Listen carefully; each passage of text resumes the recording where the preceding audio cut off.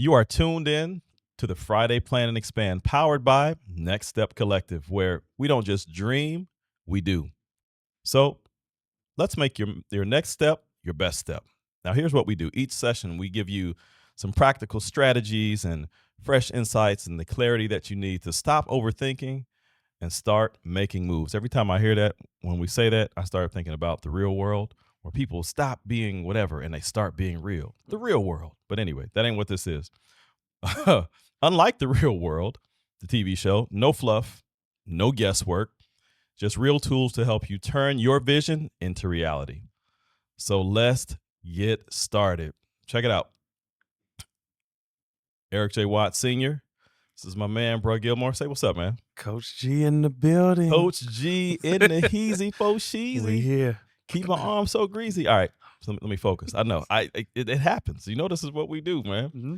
So listen, welcome. We are glad that you are joining us, and we want to talk about some things that you may or may not be ready for, but that's what we do here at NSC. So you're going to be ready for me even if you ain't ready for it. So in the previous episode or previous episodes, this is what we did. We talked about naming who you are and your values and your wiring and why that matters and what really matters. But here's the thing. Here's the hard truth about that. This is where you want to start getting your pen and writing stuff down as you're watching and listening. Insight without integration is just self-awareness that doesn't go anywhere. Insight without integration is just self-awareness that doesn't go anywhere. So you can be deeply aware and completely misaligned at the same time. So it's not a knowledge gap.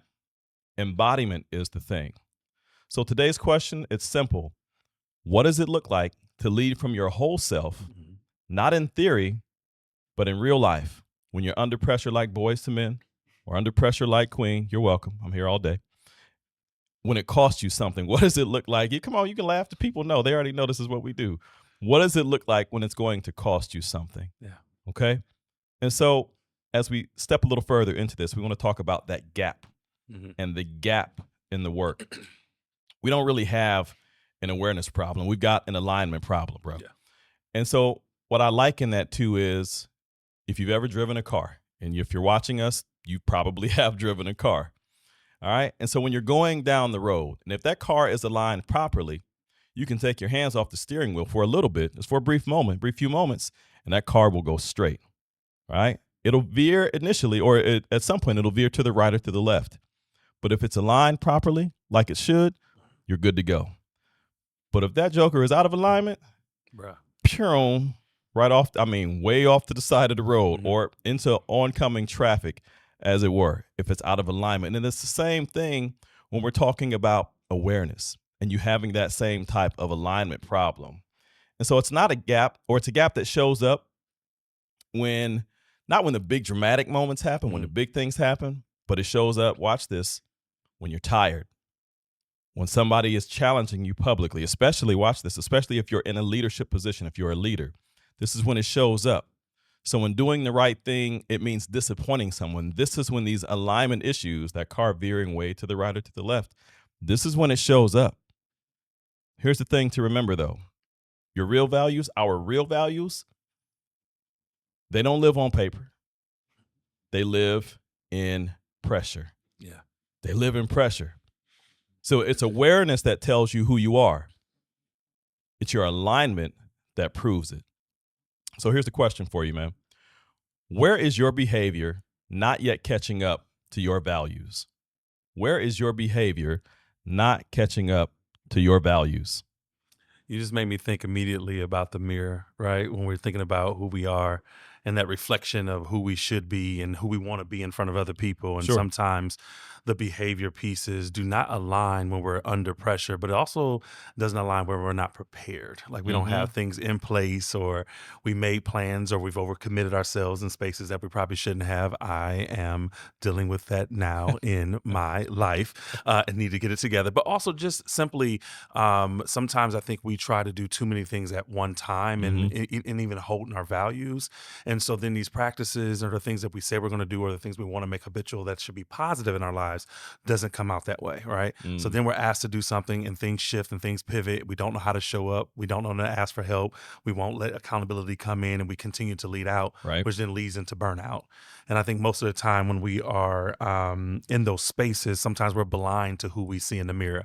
I've had a time here and there where I've had to be very honest with myself in the mirror. Like, I'm not gonna be able to show up this way today. Yeah. Because if I'm valuing maybe family, or if I'm valuing my spirituality, or I'm valuing relationships in a certain way, but they're not lining up with who people see in public, there's a problem. And you need to be able to have an honest conversation with yourself about that. It's good, man. It's interesting that you mentioned burnout because that's part of where we're going next. So we're going to talk about misalignment. Misalignment has a signal. Remember, we talked about the car. If the alignment is whack, it's going to boom, way to the right or way to the left. So that's the signal that you need to go and get, I don't know, Oxford Automotive, Tuffy, somebody to get Tuffy. your alignment right. Shout out to Tuffy, right? Who took care of me for a whole lot of years, me and my vehicles. But anyway, that's a signal for you that you need to get your car lined up properly. Mm, All right. So it's the same thing whether we're talking about leadership, life, right. business, faith, marriage, relationships, whatever it may be. We got to get that alignment Yeah. right. And that misalignment has a signal to it. And so there are three things, and I call them the three misalignment signals. You mentioned one already: burnout, Mm, reactivity, and then avoidance. So burnout. So you're producing, but you're not present. You're busy, man. but you're bleeding. Yeah. All right. Yeah. Busy but bleeding. Yeah. You know what I mean? It's like, hey, do we want to be? Dangerous. Ain't it though? Dangerous. Yeah. Reactivity. Yeah. It's those small things, they hit hard.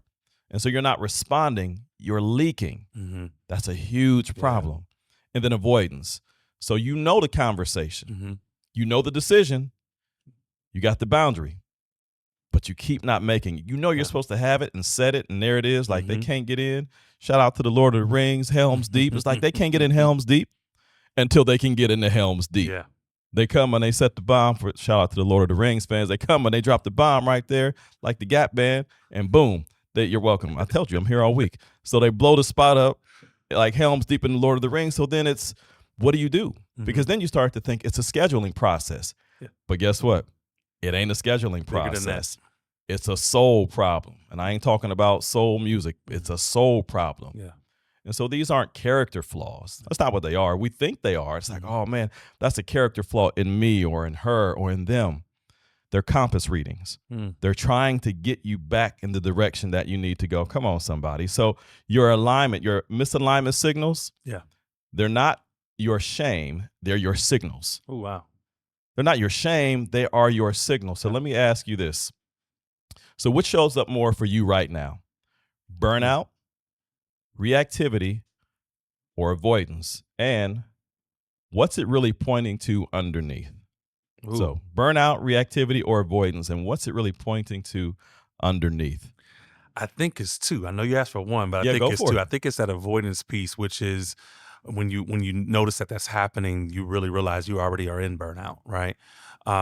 And I think sometimes if we pay attention to how we're showing up on a daily basis, we can actually capture it a little bit earlier. But if you're not leaning in, avoidance is where we live. I think sometimes when we don't want to just admit that the things that are in front of us, we probably just can't handle, or we don't want to admit that we took on too much, or we want to avoid the task. When I start procrastinating, like when I start Listen. procrastinating and doing stuff at the last minute, Listen. the night before, or That's the a day signal, ain't of, it? and then it's a big signal of like, ooh, I make it through and I pulled it off. But just imagine how much better it could Yeah. have been if you're able to lean in. But I like how you were also offering too. It's not a scheduling thing though. Mm-mm. Like sometimes we are real quick to say, well, I'm avoiding some things. I got too many things on my schedule.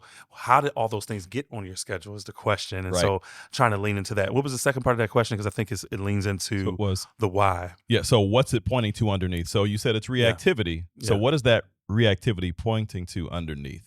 I think a need to, for me at least, something I've caught in my life is a need to make sure I show up for everybody and not realize that, I'm overcommitting in ways where it's becoming perfectionism and I'm trying to do all the things. At the end of the day, it's okay to say no. It's a whole word. It's fine. But I don't like saying no. I like to try to lean in where I can and show up where I can. I Right. want to be known as a person who is giving what they have and make sure they show up. But then I'm not able to do that. Mm-hmm. And then I'm starting to to avoid and then pulling back and things are falling apart. But for me, it's just an overcommitment to people when I need to say no. Man, so let's press in on that a little bit. Hmm. When you've said no, think about a time where you said no recently to Hmm. someone, family, friend, coworker, colleague. What happened when you said no?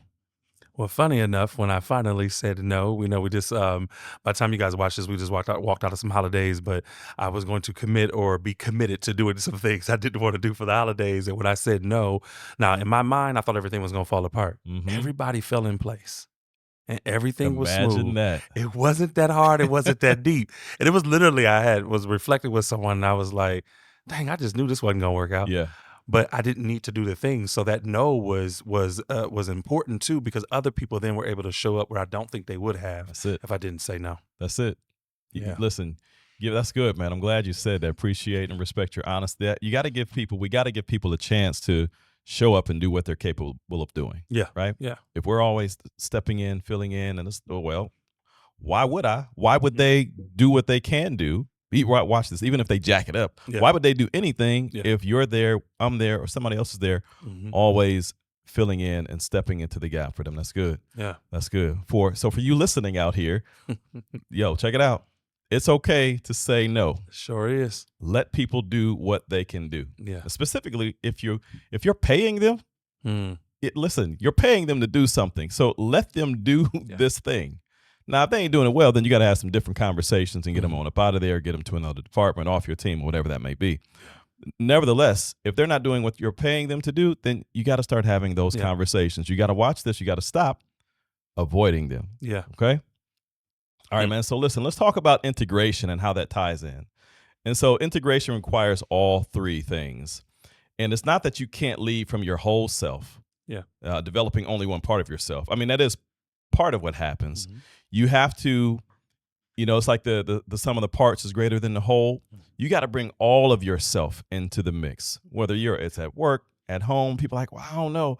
At work, I got to put on my work hat. And I'm over here, I got to put on my other hat. And then when I'm at school or wherever else, it's like, well, who are you? How many different people are you? It doesn't mean that you don't, let's say, slip into the role that you are being paid for or volunteering for, whatever it may be, when you're at these different spots. Yeah. What it does mean, though, is you need to be aware of, yes, you need to be aware you are, but you also need to be aware of, watch this, who you are. Yeah. Who you are. And so even before we get to any of the questions we want to ask you here, what's the importance of showing up in the various spaces in your life and being who you really are? Integrity. Integrity being if you said you was gonna do it, show up and try to do it the best you can.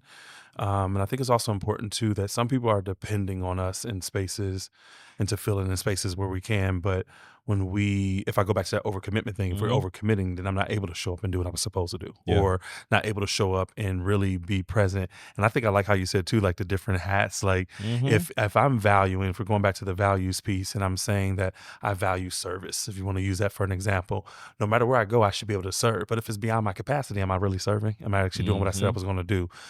For the people that I say I'm going to serve is actually leaving a gap for them because I'm not showing up in the way I said I would. So that's good, man. What's one thing that you would tell someone right now who's struggling in that area? Stop overcommitting. Stop overcommitting. Stop overcommitting. Stop overcommitting to others. But first of all, get in that mirror. Stop overcommitting for yourself. Why do you need to do it? You do not have to be in all the spaces and all the spots all the time. It's okay. And I think too, to allow yourself a little bit of freedom in knowing that it is okay not to be the one Mhm. all the time.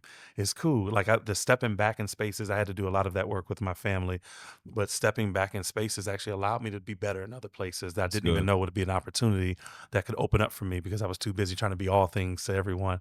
I'm not God. That ain't how that works. That ain't how that works. It just don't work that way. Like the song say, God is God and I am not. I am not. Listen, man, you talked about starting with the man in the mirror. Shout out to the late Michael Jackson. So when you looked in the mirror, what did you see? And then after you saw that, what did it compel you to do? Yeah, I was weary. I was weary. I was tired. And so I wanted to be, what it compelled me to do was to be more intentional about a lot of things. Now, everything didn't happen all at once, but Mhm. I began to say no more, being more intentional about what my yeses look like, being more intentional about saying yes to me, like rest. Isn't that wild? Yeah. Do I need to sleep? Do I actually need that thing? Look, I'm It getting older. it may help a I little used to bit. be able to run off for like 3 hours of sleep and Nah, do bruh. everything. I wish I would. Not I anymore. got to lay down. And as a child, listen, didn't want to take naps. I bet you I'm about to find me a spot to doze off for a Listen, few for 15 real, minutes for real. and get in what I need. But I was very intentional about that too, being intentional about saying yes to myself to give myself the space that I need so that I can show up well. Man, what's the value in showing up well? I think, well, I would say one of the value is in that relational rapport, that relational building with other people. Because if I'm saying I'm a value in others Mhm. and I'm showing up well for others and they Mhm. actually see me, then it works. If you don't, the people are looking at you kind of like, do you really value me? Are Yeah, you no, really that's my good, friend? You man. said you were going to do a thing. Did you actually do the thing? And I think people too, when you're honest with them about the things you can and cannot handle, true friendships, they show up well for you too. You'll be able to have a little bit more support than you realize. That's good. That's good. So part of what I hear you saying too is you got to tell people what's going on. You got to tell Hmm. them the truth. You got to keep it real with them because if they don't know, Yeah. how you gonna hold them accountable for something that they weren't aware of, Right. right? Right. And you mad, and they like, well, I don't understand. Yeah. And meanwhile, you've been carrying all the weight, carrying the burden of everything. Mhm. Well, they don't know. Yeah. They just figured, watch this. You've been doing Hmm. what you said you were gonna do, Yeah. and they've been watching you do what you are used to doing. Yep. So it's like you said earlier when we started out, you got to give people a chance to do their thing, to do Yeah. their part, to play their part instead of you trying to wear all the hats or me trying to Mhm. wear all the hats and play all the different roles for them. And I'm thinking too, like thinking about this embodied leadership too, like a big portion of the reason why people's teams fall apart or whatever role you wear might be a leader in your family or in your friend groups, whatever that might be. If you are not doing those things and holding true to your values, you actually cause the team, the people around you to fall apart too, because they're counting on you to show up well. And I think that's another reason why there's a lot of gaps in a lot of relationships and in a lot of teams because people are not embodying that whole leadership armor, if you will. No doubt. Leadership armor. I like that. It's like Ephesians 6:10 through 18, putting on the whole armor of God. You know, Whole listen, armor. the whole armor, the belt Yeah. of truth. I might as well hit it because it's in me. The belt of truth, the breastplate of righteousness, the shield of faith, the shoes of peace, the helmet of salvation, and the sword of the Spirit, which is the word of God. And as Bible Man says, there's nothing that it can't do. Shout out to Bible Man. All right, Wow. so back to what we gotta finish up here. We got a little bit left, man. So I want to move into the alignment check-in Hmm. and one practice, 5 minutes, and people can do this weekly. I want to see what you think about these things. Yeah. One, where did I show up as my best self this week?